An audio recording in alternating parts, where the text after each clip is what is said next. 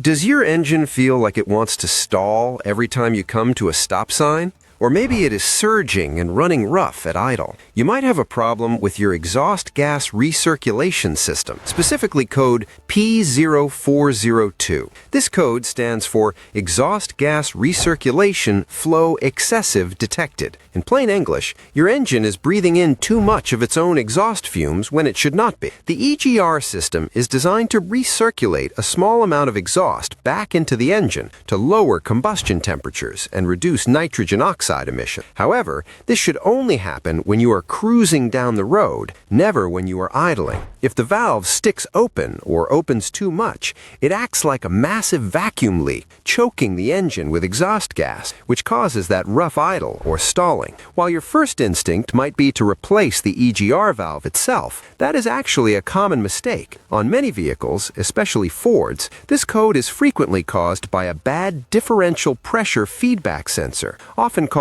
the DPFE sensor. This sensor tells the computer how much gas is flowing. If the sensor is bad, it gives false readings. Other causes include a piece of carbon soot getting stuck in the valve pintle, holding it open, or a vacuum solenoid that is letting vacuum through when it should be closed. To troubleshoot, you can try unplugging the vacuum line to the EGR valve while the engine is idling. If the rough idle stops, the problem is likely the control solenoid or the sensor. If it keeps running rough, the valve might be physically stuck open with carbon. You can sometimes remove the valve and clean it with carburetor cleaner to save money. If you have a multimeter, check the voltage at the DPFE sensor. Replacing the sensor is often the fix, but verifying the wiring first is always smart. Ignoring this won't kill your engine immediately, but it will kill your fuel economy and make the car miserable to drive in traffic. Thanks for watching.